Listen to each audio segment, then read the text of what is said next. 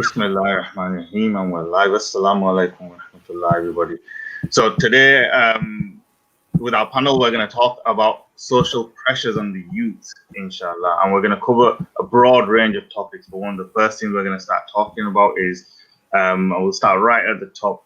So we'll talk about peer pressure and friendship.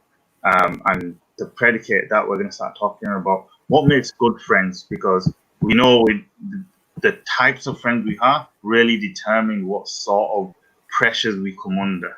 And on that front, I'll open it up to Molana Sajid. Molana, so what are good friends? Do we have some sort of definition, some sort of guidance of good friends? Okay, Bismillah ar-Rahman ar-Rahim. Jazakallah for inviting me. Yeah, friends. Friends are anybody basically. So friends can be from our teachings of our deen, is the one that reminds us of Allah subhanahu wa ta'ala, our purpose of creation. So when it's time to do good actions, we do good actions. If we get in a bit of bother, they can guide us, they can help us. And we should know who our true friends are, because friendship can take you to paradise, and it brings the pleasure of Allah subhanahu wa ta'ala. But also bad friendship can also lead you the wrong way. And I'm sure in today's program we'll listen to a lot of these things. But friendship, especially as we were growing up, you had all types of friends, people that you grew up with, you went to school with, people that you met in the mosque. So it's always somebody that reminds you of Allah subhanahu wa ta'ala, your purpose of creation. And you might even have non-Muslim friends that obviously they won't teach you these things, but they will instill good habits inside you, or they will teach you good things. So you can, with friendships, you can take things from every friend of yours. So friendship is a very broad thing. So obviously the ultimate friend is that person that reminds you of Allah subhanahu wa ta'ala.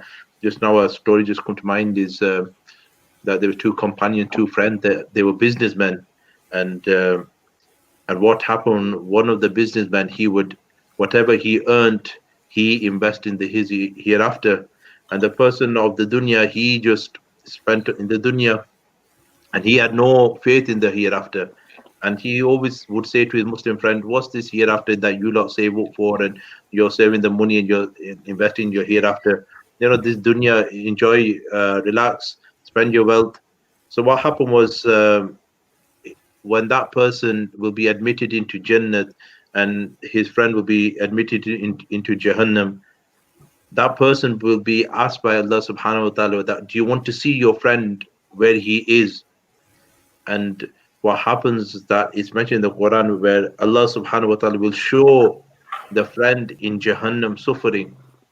And then this person, this Muslim, would have done shukr to Allah ta'ala that I didn't listen and obey him, otherwise I would have been there as well.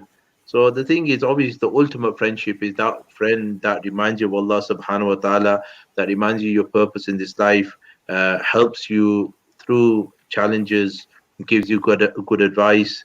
That's the ultimate friend. But like I said to you, during your journey of your life, you will meet friends that are Muslim, non-Muslim, that will help you in different kinds of ways, and you can learn from every aspect of their lives in different ways, and you take what's good for you, and leave what's not good for you. So MashaAllah, Molana Sajid. So, Mufti Sajid, if I can pose something to you around what Molana Sajid said there. So, Molana Sajid was talking about people, the friends guiding you towards good, and some friends actually bad friends guiding you towards bad. So, in the society we live in, there are some things which are not necessarily classed as bad, right? So, I'm talking about stuff which is legal here. So, we're talking about smoking legal, and we're talking about maybe there's some legal highs out there which are legal just by the definition of the name. So silver canisters that you see everywhere. Okay. You don't know them. Only young people know about those things. Oh, hang on a second. I'm not sure what the age disparity here is, Dr. I'm just saying, if you don't know about those things, then clearly you're not a young person. Subhanallah. Or So, you're not in touch with the youth. or I just don't want to mention them. But so, so when we talk about these things which are in society and in where we live are legal, but quite clearly they open up doorways. What do you have something to say about them or some advice to give about them to the youth, Mufti Saab? نحمده ونصلي على رسول الكريم بسم الله الرحمن الرحيم. Offline, obviously, we've had some discussion, probably more discussion about the purpose of today's podcast and even the title, right up to literally before you press the live button. And eventually we agreed on the title, which the folk at home can see, which is Societal Pressures on the Youth. Now, in reality, the on the youth part is an extension, and I'll explain why in my understanding why that's an extension, because we all suffer societal pressures. Whatever age we are, 30-year-old, 40-year-old, we are impacted by society. Society tells us, oh, what will the people say? So, before, I remember when I was growing up, marrying somebody who was outside of your own, now I'm going to use this one aside before you do. Marrying outside of, say, Pathans, for example, got there before you. Marrying before Pathans, outside of Pathans was kind of like seen as a big, no-no. And as time went on, marrying outside of into, say, other, Pakistanis or Indians was kind of socially acceptable. Then marrying, a non-Muslim was socially acceptable. So over the, period of my life, I've seen that change. And it wasn't though Islam was dictating what is acceptable, what is unacceptable, is what society was dictating was acceptable, was unacceptable. Similar to, say, how, say, women used to dress when they first came to this country to how, say, women dress now. The Asian dress now has been accepted, that it was cultural, it wasn't religious. So you see many young girls growing up now have abandoned wearing what you'd call, the usual shalwar kameez because they don't associate with it. So I think societal pressures affect all of us. Whatever age we've got to, it's what society deems to be okay, we do, and what society deems to be wrong, we don't do. So we are under those pressures. It's only those, alhamdulillah, that use, like Molana mentioned, the Quran and the Hadith, they use the deen as their guiding tool, then they're not impacted by society. So, for example, at the moment I hear having beards is the in thing. So alhamdulillah, for once the Mulvis have actually got there before the street cred people. But there will come a time, 6 months, a year, 5 years from now, where facial hair is no longer the in thing anymore. So people will remove their facial hair. So society pressures exist on all of us. Why are we specifically focusing on the youth? Is because that's when you make your decision. We are made in a way, our personalities are made by the time we're 8, 9 years old. How we react to things is in a way already there. We have short temper. Do we, are we comical? How do we deal with stress? Are we, is it flee or fight? We've already there. But then we get life choices which we make when we enter into our teenage years. And you mentioned there about smoking. We like to experiment. We've always been controlled. Our environment's always been controlled. We've been told what we can eat, what we can't eat. Suddenly you go out in the big wide world, and for once, mom's not there, dad's not there, and everybody's experimenting with a cigarette, and they're passing it around, and you got this pressure, like, am I going to be the only guy who's not going to take a puff on this? Everyone's going to look at me like, what the heck, this guy's a chicken or something or whatever. Dad's not here, mom's not here. They don't understand the pressure I'm going through. So I like for them to say that. They're 50, 40, 60 years old. I've got a bit of a street cred to live up to. I live out here. I live on the street. I engage with these people. These are my peers. So I got to take a puff. Otherwise, what do I do? So the temptations are there. But like you said, it's what I mentioned, friends, is who we make our peers. So if you make your peers those sorts of people who like to, puff, puff, pass, whether it's having a shot of some, weed, trying some spliff out, whether it's trying out even, the legal highs, but just trying to get a high, trying to get a buzz, you won't know until you get this buzz. And even risking driving without, licenses, or driving without insurance, or taking without, permission. These become temptations, and it becomes to continue to stay within that peer group. You gotta stick with it. You gotta keep up with it, because you're gonna drop out and then you're ridiculed and you're laughed at. So it's an immense pressure that young people go through when they get out into the big wide world. We know how serious bullying is as well. We've seen it in schools that bullying can lead to even people taking their lives. Bullying can also have that impact on you. Even if it doesn't mean you take your life, it has such a huge psychological impact on you that people in their 20s and 30s and 40s are still talking about what they experienced as teenagers and how it made them behave in a certain way. So, we can't sit on our members and kind of look down and kind of address this issue in that way. We've got to kind of really get in there and understand the pressures that these young people are facing. And the key question or the key response that I will have is that who's your peer group?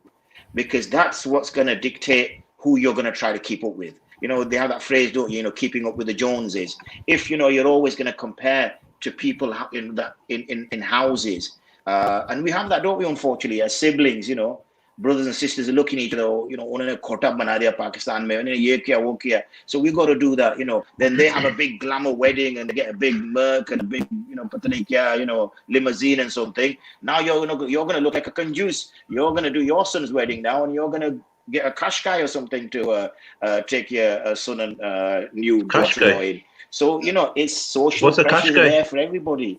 But that decision those young people make has a huge impact on the life that they will lead. Molana Sajid, you saying something? First of all, I want to ask, what's a Qashqai? What's up? A car. I can't hear anybody anymore. What's up? Can't hear anybody. I seem to have disappeared. Can you hear Dr. Sal? Can you hear me? What's up? Can you hear anybody else?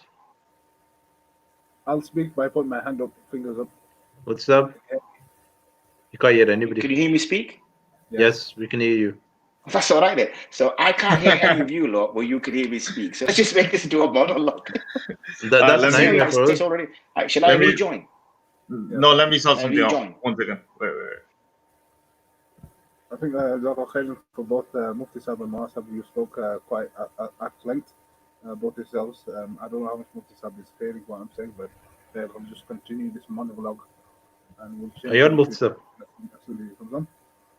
Molana Sajid, you mentioned friendships and making the right choices of friendships, and I think one only comes to realize what a true friend is, specific by how you describe what a true friend is, who's always. Dr. Saab, can I just re-add you? Just pause for 1 second. Let me re-add you. Musa, can you hear us? Waqas, if you speak. Can you hear some sound? Can you hear us, Musa? Waqas, I can hear you speak. Okay, Waqas. Can you hear me? Waqas, you continue. Okay, so Mufti Molana mentioned about friendships and choosing the right friends and having good choices. But if you think about it, as a young person growing up, as any young person growing up, no one really makes those choices that of having a true friend. True friend is how Molana described within the tenets of Islam, within the principles of Islam, is that person who guides you onto the right path.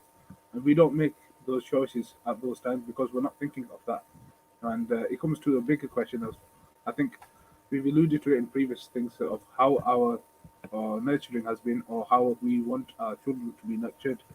Now, if we're not thinking of how to nurture our children in the best possible manner under the guise or under the direction of Islam, then I don't think our children will make those correct choices at an earlier stage. They may make them later on in the lives by their own maybe pitfalls that they go through. But those choices of friendships and friends will inadvertently be made later on if they haven't been given the right tools to begin with. And that, I think, that tends to a bigger topic in itself. When we nurture our children, what are we actually teaching them? What are we trying to gain from them? And some of the things that you mentioned in terms of societal pressures, that will have, in general, not just on youth, that will have a general impact on everyone, I think. It's just when we tackle the issues from the onset.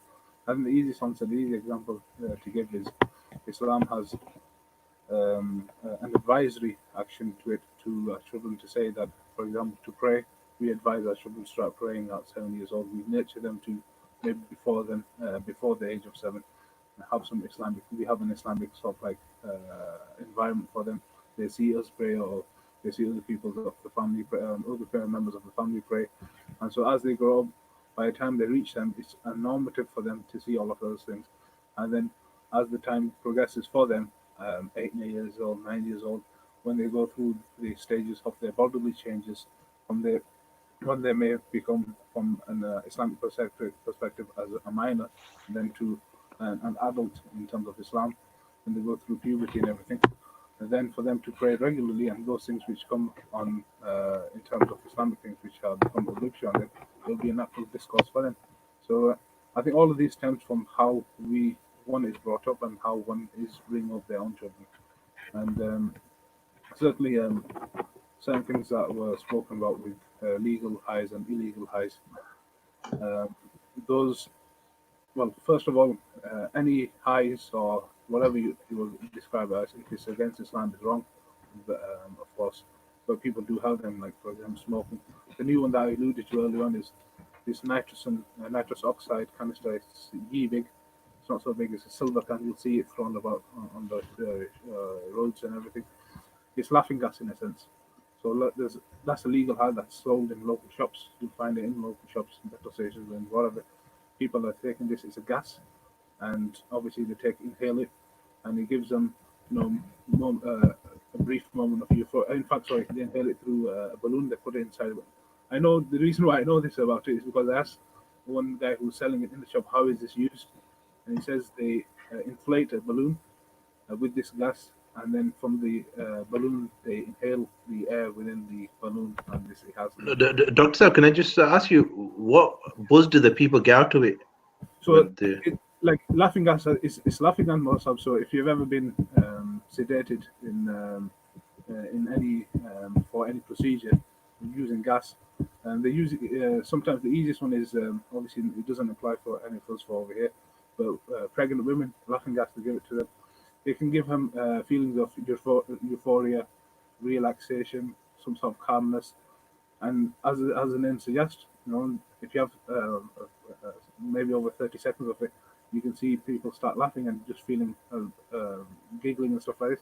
Certainly, when you can imagine then young people wanting to do that, because the phrase you hear everybody say is, "Let's have a laugh." That's the phrase. Let's have a laugh. Let's go play football. We'll have a laugh. Let's go out eat. We'll have a laugh. Let's go. Do X. We'll have a laugh. So when somebody's offering you, so Muhtab, isn't it better if we have good halal environments where we should understand? Youngsters are youngsters. We went through that age that they need to have a laugh. They need an environment to have safe play areas or whatever, or environments where that they can chill out, relax. Sometimes we just confine them that you're in the mosque all day and that's it, and from here go home, and I think because that restriction, that people, because they feel imprisoned, they go towards these things, or they're pressured into these things.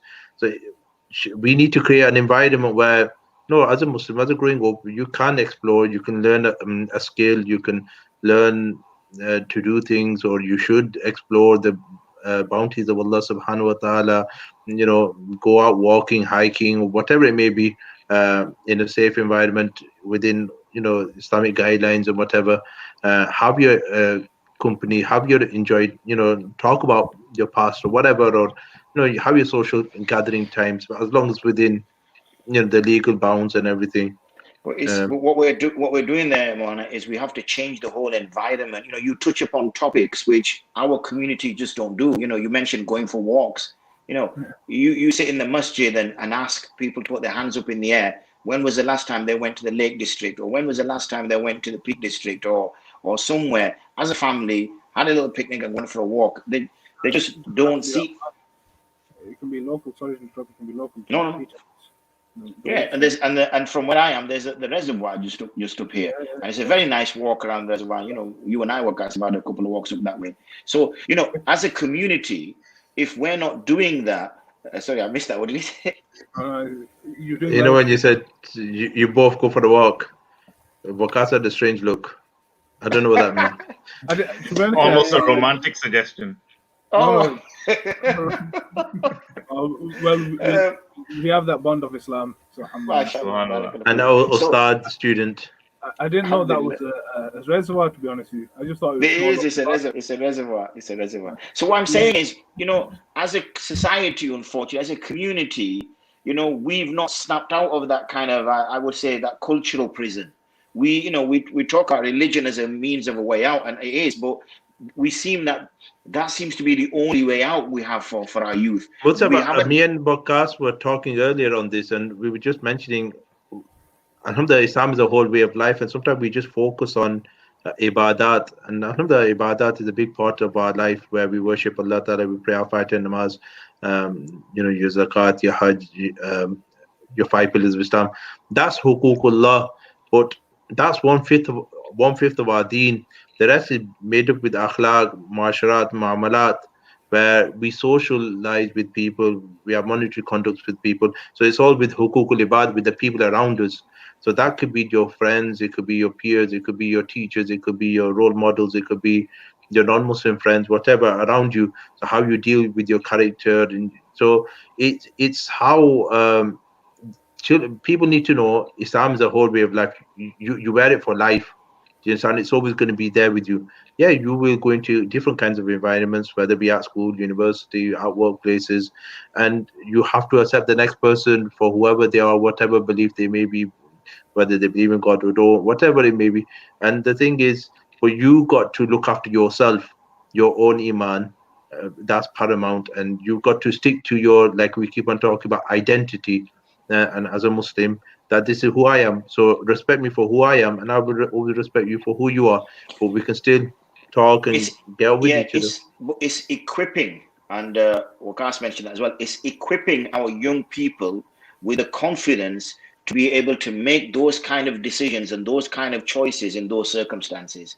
And when there is an alternative, like you've mentioned, things which any young person would find, if you were to say to someone, let's go for a walk, and say, why, where are we going?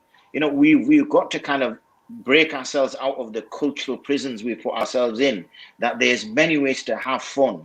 And, these are good ways, halal ways. These are ways which, the Prophet ﷺ himself enjoyed the dunya that was there.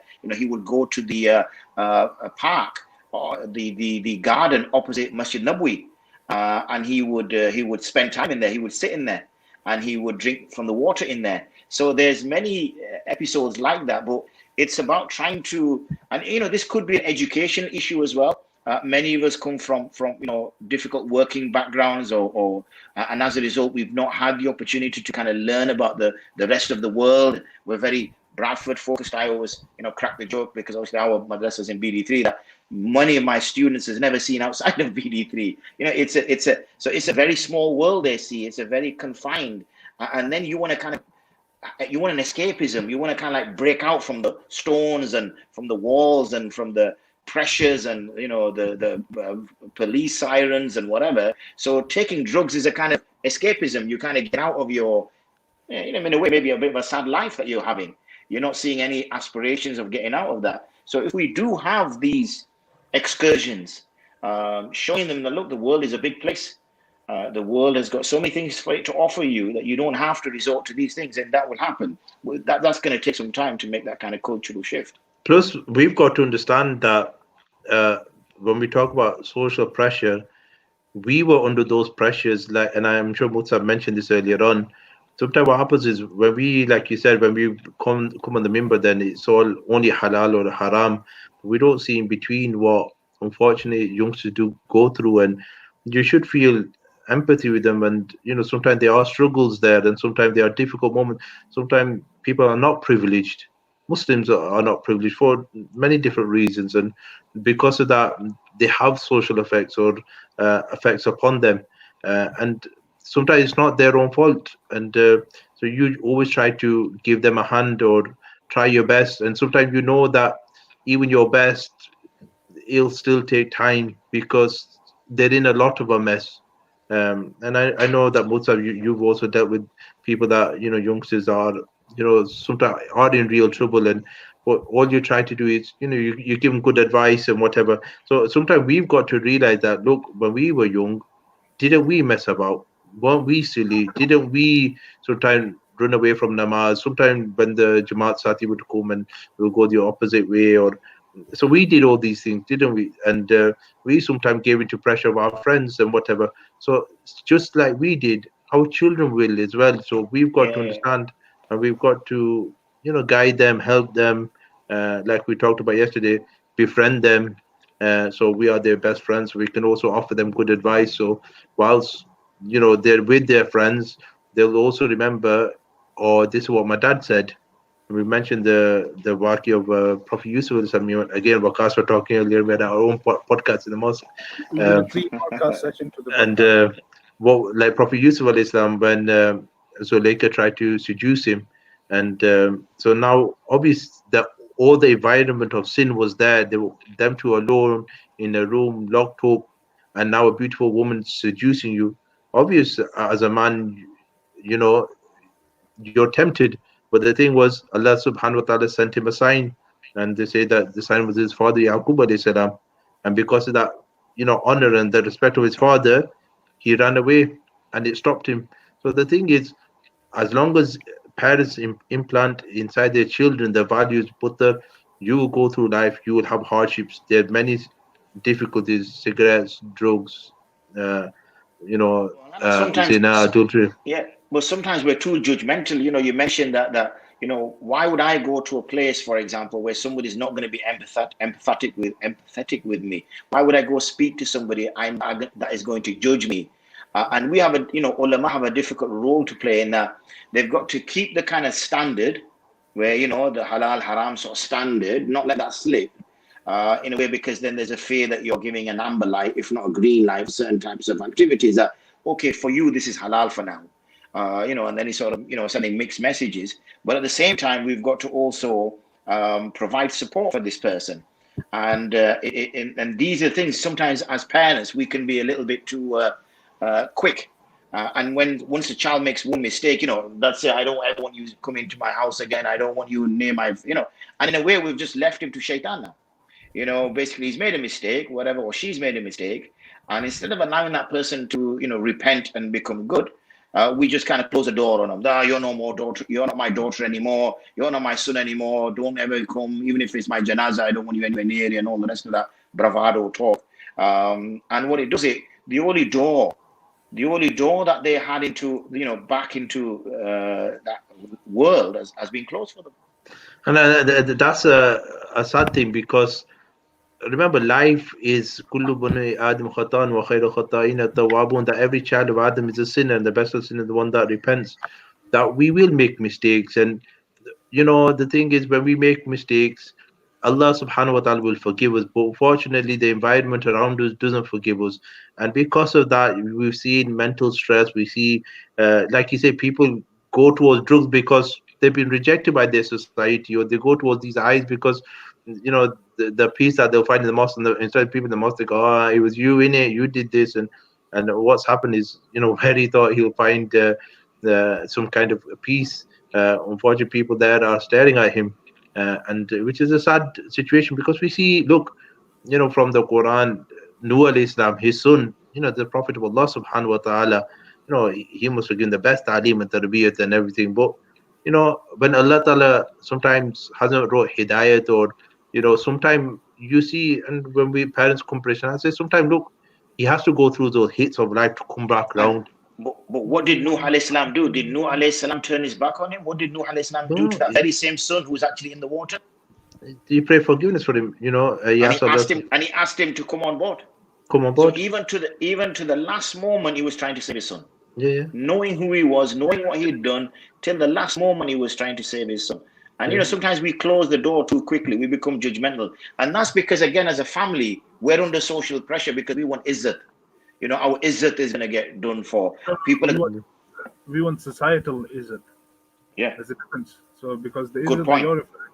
the izzat that you're referring to, Allah gives the izzat. That's right. In the Quran, but societal izzat is based on basically a lot of the times immoral thoughts and ideologies, and that's something whether a person has or doesn't have necessarily doesn't really matter. And just to spin off what Molana Sajid said a few moments ago, the best friends to children in reality are the parents. But we only realize as children, we realize our best friends were our parents later on in life. But if the children have great role models in their lives from a young age, then inshallah once they grow up and see the wider world, then they'll be confident in exactly how you're saying. They'll be confident to make the decisions that they need to make, and we will be confident that even if they're in a notorious place such as, say, I don't know, Mossab and I just spoke about this earlier on, like Las Vegas or something, where it's dubbed as Sin City, we'll be confident that inshallah they'll make the right decision and not do the wrong things per se as per Islam. I've just seen the comment on the screen by Brother. Yeah, I was just gonna say that we kind of It's taken up like half the screen. I just wanted to hide Molana Sajid and Dr. Sajid, so I put the comment. You need to bob up like a meerkat, Molana Sajid. That's better. There you go. Just perch your beard on top of the I want to bring this up. This is from the live comments, and Brother Takeem, who I actually went to university with. Mashallah, I spent many years together with Brother Takeem, and he brought up a really good point here that he's saying that I think there is big pressure nowadays to appear cool, especially within social media, and social media isn't something that we've really talked about today. Parents are oblivious to this, and what's being done online. How can we overcome them pressures, which are not only like personal one-to-one pressures, but to appear cool online and to almost have this virtual reality world. Well, if I may say a few words, it's a combination of what both Mufti Sahib and Molana Sahib have been saying. So the first thing is, I think, where the parents, they need to know their children, or we as parents, or whomsoever is parent, they should know their children. And secondly, obviously, Molana Sahib gave me an example a while ago, where some parents are oblivious to the idea of what technology is about, what type of technology is going on, what type of social media is going on, and how much interaction of my children are having on these platforms. So we've got to be sort of like astute as to what's going on within the world that we're living in. And secondly, I think the other one is when we're teaching them the morals and the rights of what's going on, then I'm pretty sure that they will live by those ideas and everything. And with regards to appearing to be cool, I think this is what Mufti was trying to do too. We should define what cool is. If we're so, I don't know, I lose the word. It's the word evades me at this moment. If we're so, I don't think of what. But if we try and rebrand what cool is and make cool as in what Islam says cool is, and be confident in that, rather than being minuscule in how we feel, and feel that everything that we do, whether it's keeping a beard or whether it's praying 5 times, or whether it's in the school and say excusing myself from the classroom and saying I have to go pray Dhuhr Salah or Asr Salah at the time, or I have to ask in advance that, and can I please take permission to leave for Jum'ah, then that should be revered as cool, rather than being this sheepish person saying that, Chalo, I've got school, I can't go to mosque, or I've got school, I can't pray. And all these people who are non-Muslim, they're going to watch me pray. We've got to be confident enough to stand outside on the street to pray. And if we make that the normative, then I'm pretty sure then our children, if as children we see our parents do this, I can give you a story as a young child. We went out as a family when I would say about 10 years old, so not so long ago. And I saw in the shopping center, it was time for Maghrib, and my father, it was like one of those outdoor places where they had those high street shops, and my father just stood to the side of one shop in between two shops where there's, I think, the supporting wall where it is, and he just put his jacket on and started praying Maghrib. So I just stood next to him because I thought, alhamdulillah, he's praying, and I've got nothing to worry about, so I'll pray with him as well. And this is going back when I was 10 years, approximately 10 years old. And alhamdulillah, if we have that sort of inkling in our place, and when we go out for our walks, and we're out in a place where there is no masjid, we'll be confident standing in, say, a park and pray our salah when the time comes. And that will instill, I think, confidence in each of our children and ourselves at the same time. And so I think rebranding of cool is a combination of knowing what's going on within our immediate environment, especially with the technology that we have at our disposal and our children's disposal, and rebranding or redefining what the word cool is, within the top context of Islam is probably an idea where we can just try and invest into as well. I'd like to say, guys. Yeah. Well, if I just take up the social media question, I think with the social media, what it does, it blows up our kind of more narcissistic, our nafsi type of attitude, thinking good of yourself, getting approval from peers, pouting lips. So I think when we finish today, we've all got to pout lips and take a selfie, which obviously Barbara will take for us to make sure that we all look pretty. So, it's getting that acceptance.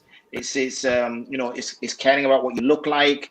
And so all that does is that it builds on what you would say is anti-Islamic. Islam is one where your focus is not on you in the sense of your physical body, but it's on your focus on you in your acts and your deeds.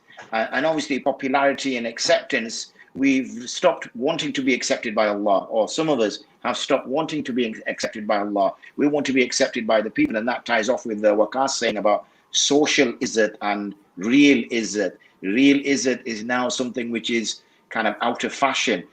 Social izzat is, and really social media, is just the caricature of this social izzat, where your izzat isn't defined anymore. So you'll have some big buzurg, some big religious figure that might only have like 500 or 1,000 people on Twitter, and you will have some complete guy who's maybe done Talimul Haq via YouTube or something, and he's got like 50,000 followers because of whatever, the way he speaks or what he says or the rest of it. So the point is that real knowledge, real izzat is being replaced by a fake knowledge, fake izzat, fake news.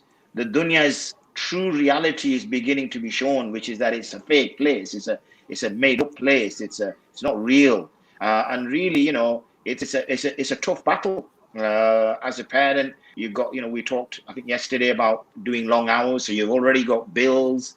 Unfortunately, you've had to take a mortgage. You're working 10, 11, 12 hours. The missus has got like 4 or 5 kids. She's trying to run a house. She's also got a side job. Sometimes giving every, kid a electronic device is the best way to manage them sometimes, and then adults escapism from the children.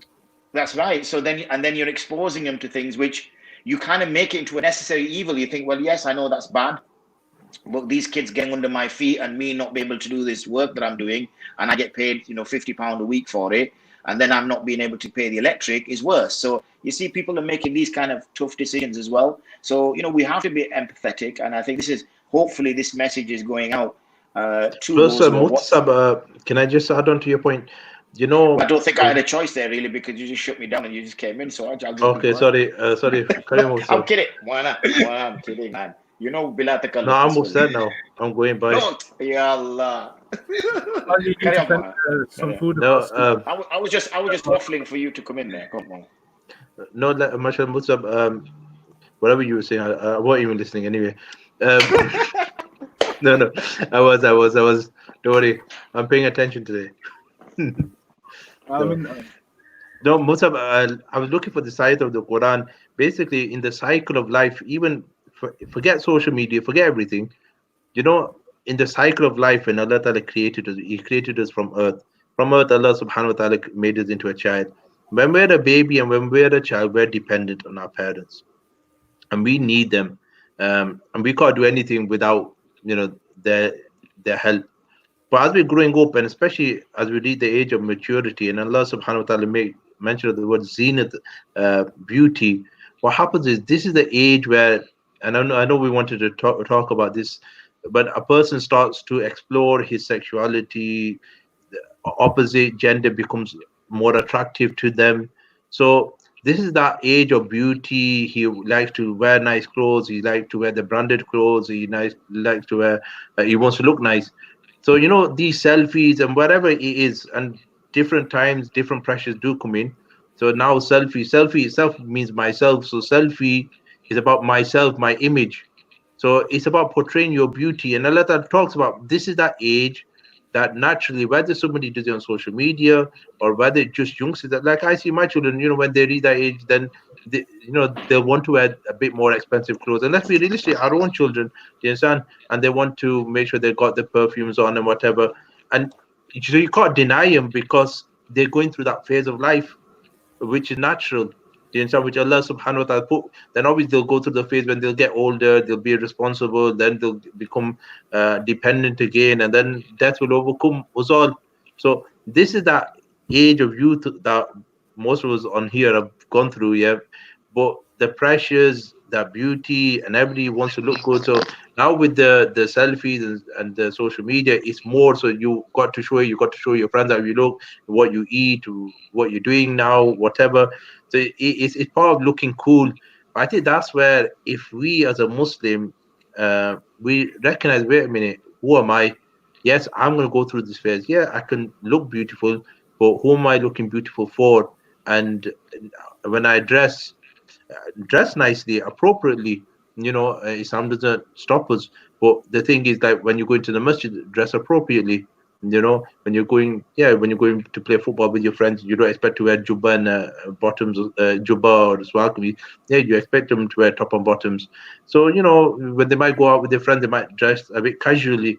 So the thing is, we've got to understand these phases that a child goes through and these things. And I think because we're here, because for the youth, it's natural progress for a person, for a child, and for a youth at that age.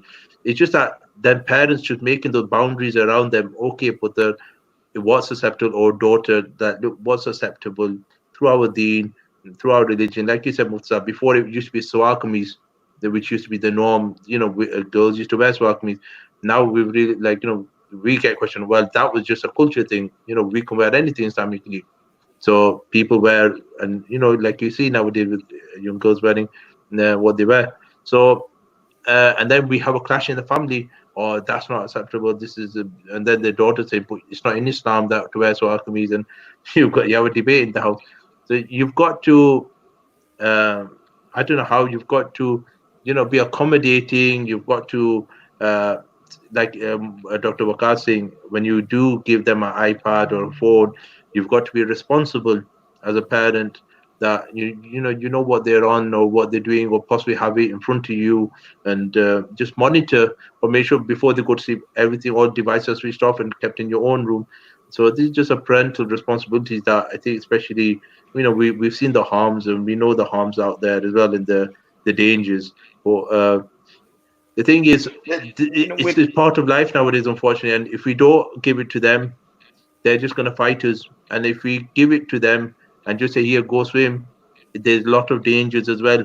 So it's in between somewhere. We've got to find that. Yeah, it's about education. I think the thing with social media, you see why it's so dangerous, is because girls get exploited. Sometimes because we're not building a loving environment inside the house, the girls do feel neglected. Boys can seek the outside. We let the boys go out. The boys can set their peers and work their way up, whether it's about getting into fights, whether it's about, male machoism. Sometimes that's something we use to get accepted in life. Whereas with girls, obviously, they want that love and care. And if they're not getting it from home, then some guy who obviously they don't know, some random guy saying, oh, you look really pretty, you look this, you look that. And she's now getting affection and she's getting noticed by somebody. You can easily understand why you would lean towards that, because you're not getting that at home. Nobody is, speaking highly of you. It's always negative, they always pick things up when you do something wrong, but they're not picking things up when you do something right. Yet there's this guy who doesn't know you, and you think, well, you really understand me. You can really connect with me. My parents don't understand me. But this guy could be a 30, I don't know why we're casting laughing, but I'm sure he'll tell us. But you could be a 30-odd-year-old, 40-odd-year-old guy with this young 15, 16-year-old girl. Then you start to say, well, send me some pictures of yourself. And then, send me some pictures which are more revealing. And then they start to blackmail these young girls, saying that, okay, yeah, I'm going to now share this with your dad. I'm going to share this with your mom and say, you did this with me, you did that with me. And now this girl is trapped. She's thinking, I can't go down to tell dad. I can't tell mom because I have sent those pictures. And I have to do as he says now. And now she's being exploited. And there's many tales happening in our community, Molana, where this is happening. But I think that's where, like in the girls, and again, Dr. Waqas did touch upon these things, is embedding those, like sometimes teaching is not just all the time on, head down and banging. It's like the qualities of the women folk were, they had the sharam parda haya. Brothers of Kala. Oh, Okay, mashallah. Give mashallah. him salam. Tell him, call him in. Call him in. No, he's got work to do. He comes in about this time. Goes upstairs. Okay. So it's like these values of sharam, parda, haya, chastity, purity, and that's what we need to.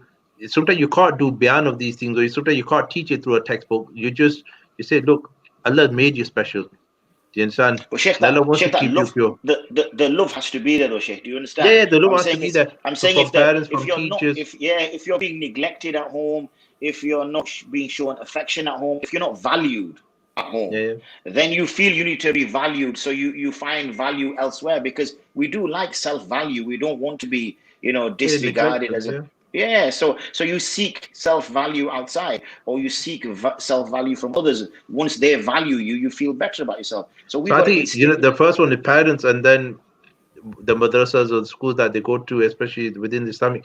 I think, like you said, if they get that self-value from there, that you are somewhat special, do you understand, in the eyes of Allah subhanahu wa ta'ala, and our ways to keep safe is to remain pure and chaste. Do you understand? And sometimes, like we say, we keep on preaching this to the women, and the boys get away with it, and they go and do whatever they want. No, to the boys as well. I remember under the shade on the day of Qiyamah, when there'll be no shade from the sun, uh, will be those youth that spend their youthhood in the way of Allah subhanahu wa ta'ala, because youthhood is that age where you want to explore, you want to do the wrong things. Shaitan is there, your nafs is getting the better of you, you're exploring new things and you're liking it. But if you can just put a control over it, and you've got those temptations and desires, but either channel them the right way or just control yourself for a few, a bit of time, then what will happen is you will be amongst those youth that Allah subhanahu wa ta'ala speaks highly of. You understand? That looked after their youthhood, that didn't waste away. And I think that's the purity we need to preach within the boys and the girls, that this is what's needed of you. Not everybody becomes Hafiz Alim, but you need to be a Muslim. You need to take pride that who you are. You're a Muslim. A Muslim is that person that submits to Allah subhanahu wa ta'ala, that saves himself from these temptations and desires. But I think what needs to be said there, which we may not get time to fully explore, is that some of these temptations are normal. For a girl to have temptations and be attracted towards a boy or a man, It's normal. these are normal. I think what we sometimes do is we make them abnormal in the heads of our youngsters, in the hearts. I don't know what that was. The heads. We make them. Fortunately, Dr. Rafat was looking. Dr. Waqas was looking the other way whilst I was pointing to the wrong part of the body. Yeah. So anyway, so I'm thinking. So what we do is we make them feel bad. So they then think, I can't approach this topic with my mom, because as soon as I say something like that, she'll say, oh, you're Gandhi, you're this, you're that, you're the whatever. The judgment card will come out. So I can't talk to her, but I'm having these strange feelings where before I say, like when you're in primary school, don't they? And you misbehave, what did they make you do? They'd make you sit next to a girl in primary school, wouldn't they? And you used to say, you'd sit as far on the edge of the chair as you possibly could without falling off. And then, the world changes. So what I'm saying is, in high school, what do? You sit next to her. He leaned into you there, Dr. Saab. Thank you for coming in there, Baba. We're demonstrating in it the examples, I'm not coming towards him. So anyway, whoever was coming towards you, whoever they were coming towards, we're not going to comment on that. Then you see how it changes, and how suddenly something which was, but we need to normalize these relationships. What we've done is we've made all sexual relationships abnormal. So then it becomes really awkward to have those kind of conversations. So people then feel that, I've heard young people say to me, look, Mufti, I've got to live my life before I get married. So I said, what do you mean? You die after you get married or something? He goes, no, because then you can't do anything, can you? And I said, no, who says you can't do anything? You can have a very healthy married life, a physically healthy married life, enjoy whatever you need to. But isn't that such a non-Muslim statement to make? Like, I need to live before I get married. Yes, because it's they feel that marriages, relationships are restricted to when you want to have a baby or something. So he's sort of thinking, well, I only want to have like 3 kids. So wow, if I'm going to be married to for like 60 years, that means every 20, man, that's like too much.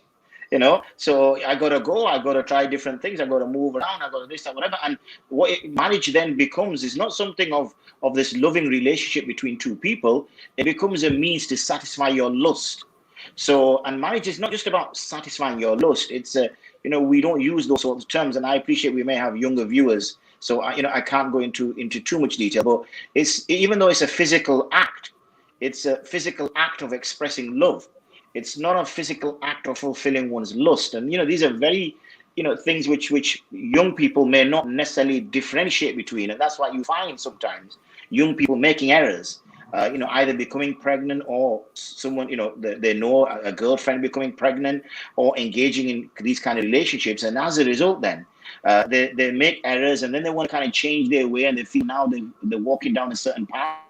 So there's a lot of issues there, which So we that's a as a multi I community. think a lot of people before what happens, especially nowadays, they know before we get into the married life, you know what, let's indulge, whether we're boy and girl. And we see a lot of the time, like you mentioned, then you get your pregnancy issues, you get people that are terminating pregnancies and whatever, and it's a high rate within the Muslim society. And the thing is, we're just And a lot turning of a parents, blind eye to and it. And they're that's what I was 14, about to 15, say. 16-year-old girls, and obviously the boys will be same age. So the thing is, it's a boy girlfriend relationship.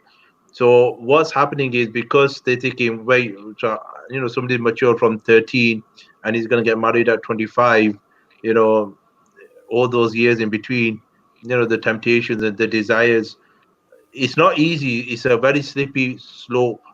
So parents first and foremost have to recognize that, but that individual has to recognize that. That's why you need to rise above that. And where you are tempted, you need to control your urges. It's not easy. It's difficult. Somebody might dip in, dip out in between, and whatever. And it's all wrong, obvious. But I'm trying to. I don't know how to interpret that. I'll let Babar summarize that for me, because I think I'm just a bit outside that age range to understand that. The most of it. So, go on, Doctor. No, I was just going to say that, in essence, both Mufti Sab and yourself, Marcel, are saying that Mufti Sab was alluding to the fact that we don't know our children. So when our child, or we've created such atmospheres for our children that they can't speak about such topics. We made these the ultimate taboo topics. So my child is going to have a natural feeling for someone else, whether my child is a boy or a girl. They're going to have a natural feeling at some point in their lives. As they grow older, those feelings may increase. Have I ever thought about talking to my children? No. Have I ever thought about nurturing that thing? I mean, it comes down from the very fact that we don't take an active role in our child's life.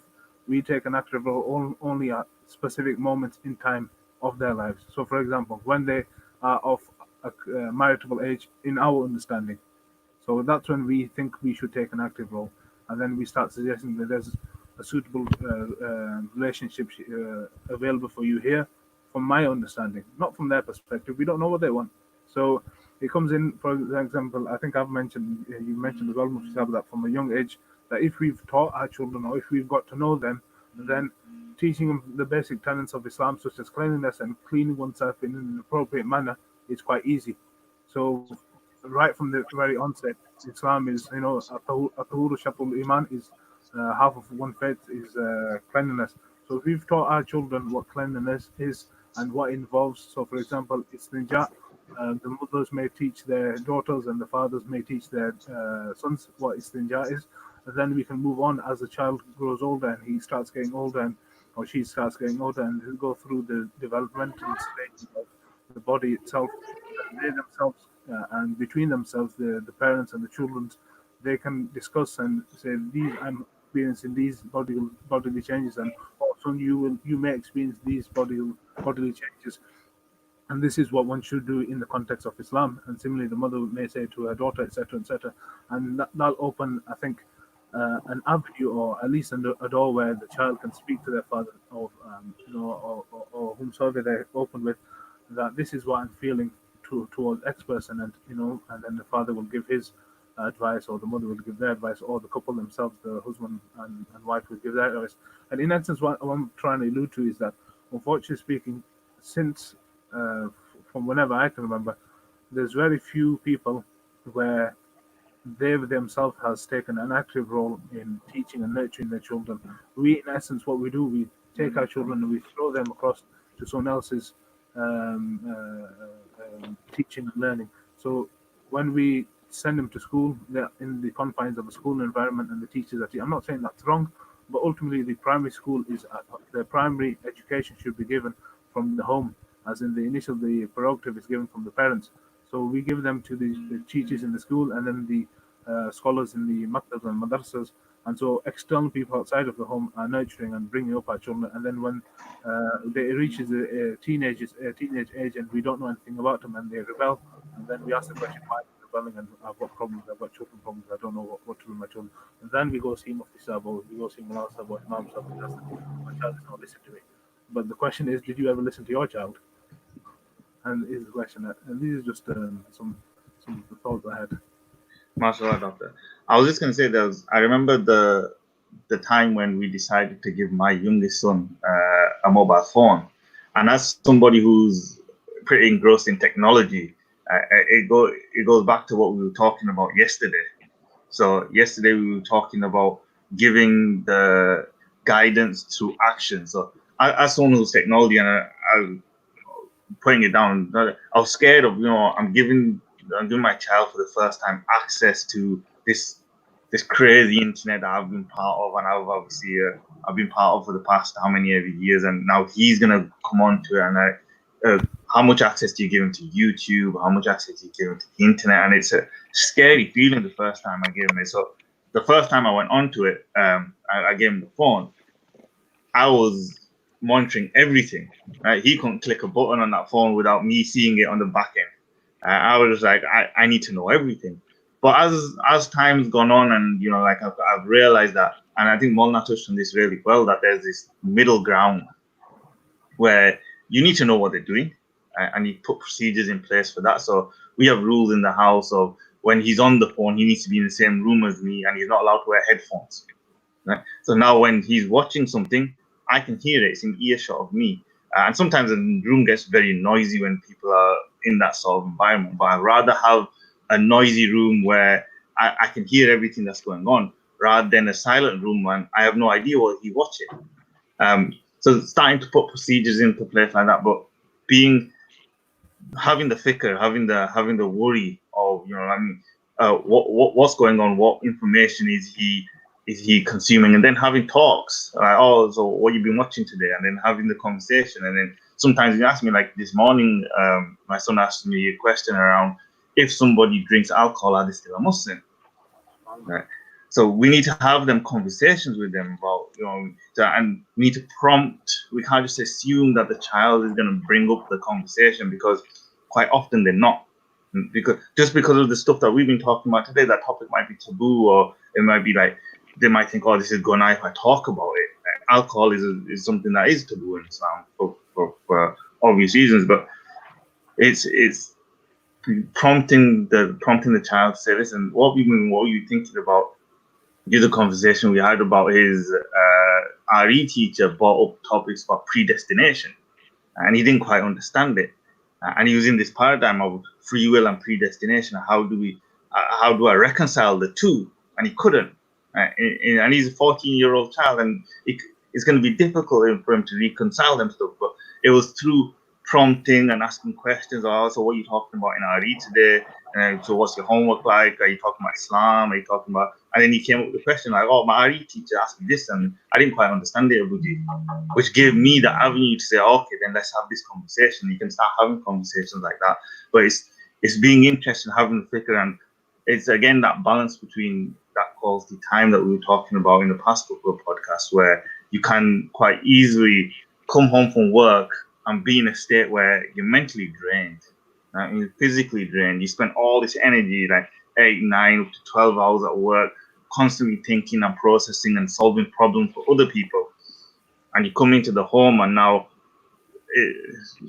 for want of a better word, there's problems in the home. Or there's issues there's not problems, there's issues in the home, there's things that you need to do in the home. You need to be active, and you need to put brain power into that. You can't come home and turn off. There's time for that, but it's not immediately come home, throw off his throw up your shoes and just lay back and say, you know what, I'm done for the day. And we can't be like that. I've done my bit. Yeah, I've done my bit. I brought the money home, and now someone else sorts it out. We need to still engage our children.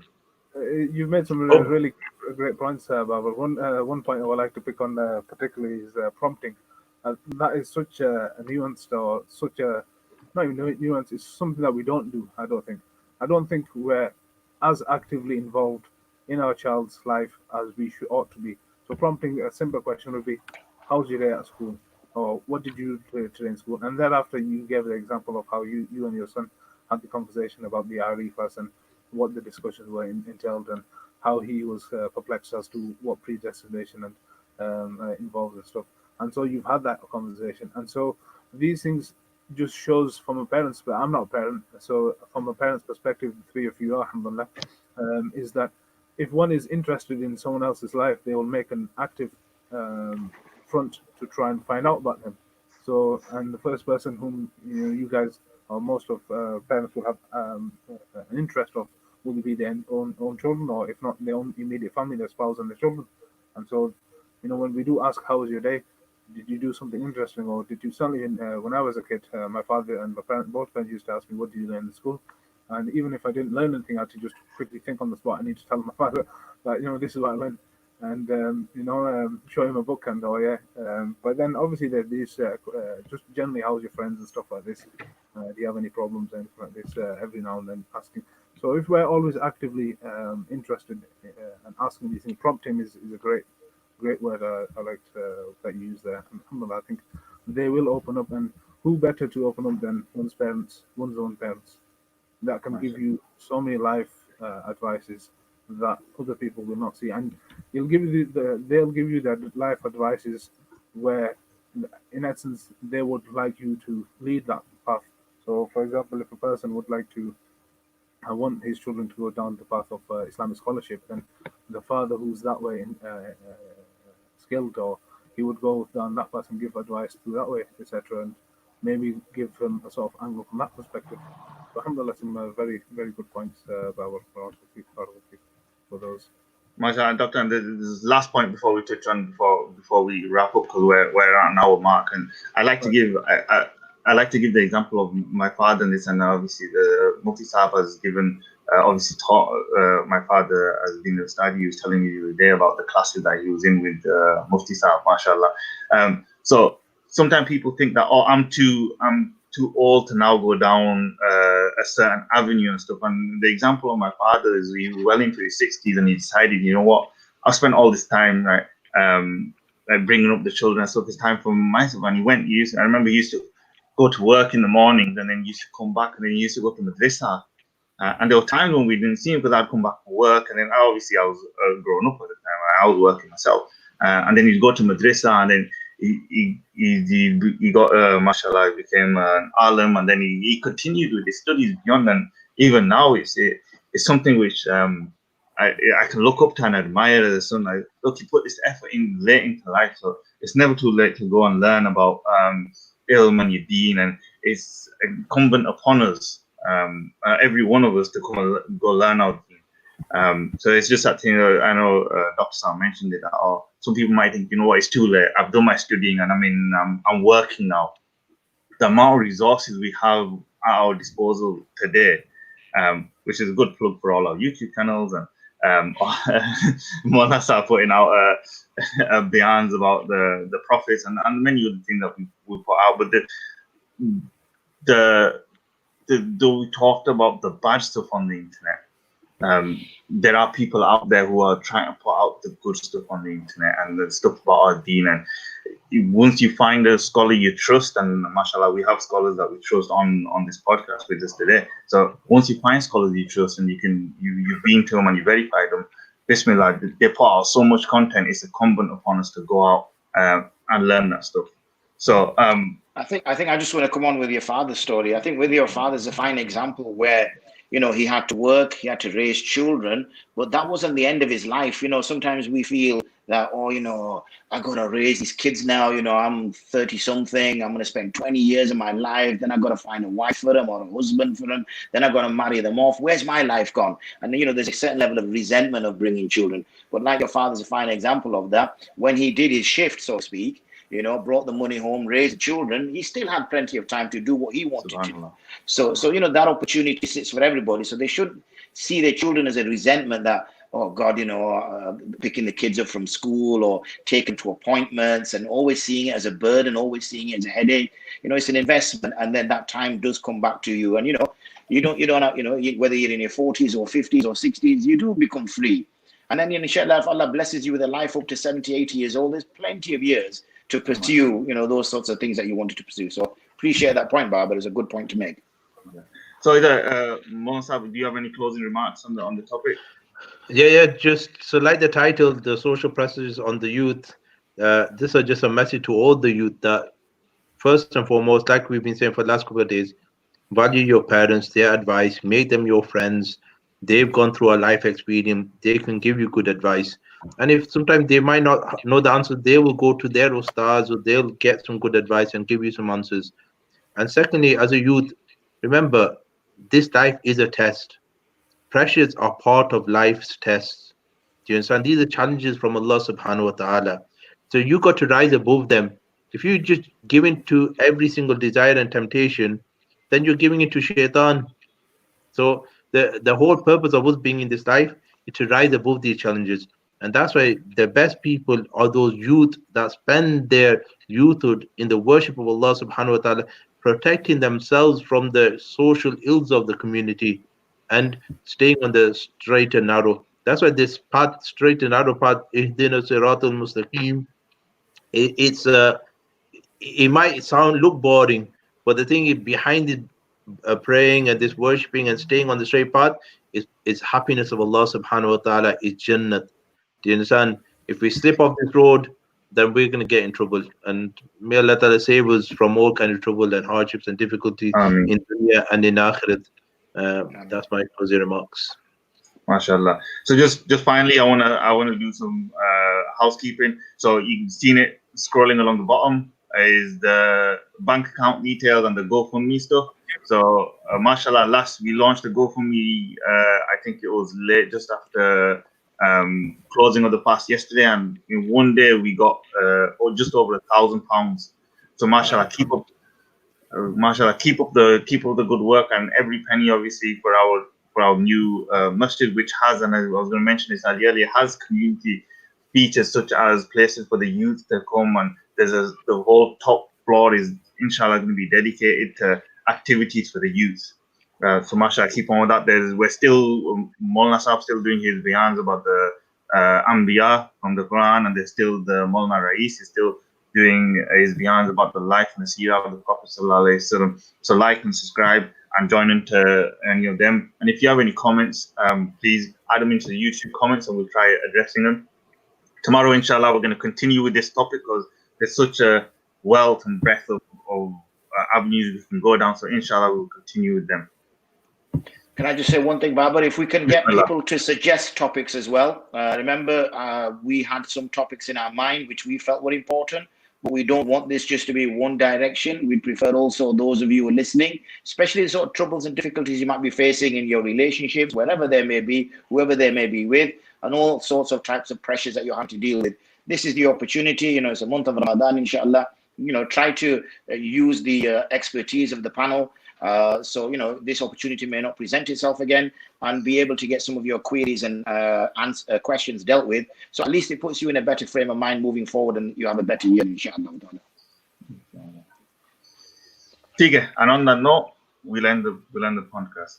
Jazakallah everybody for your time. Assalamu alaikum. Wa alaikum salam.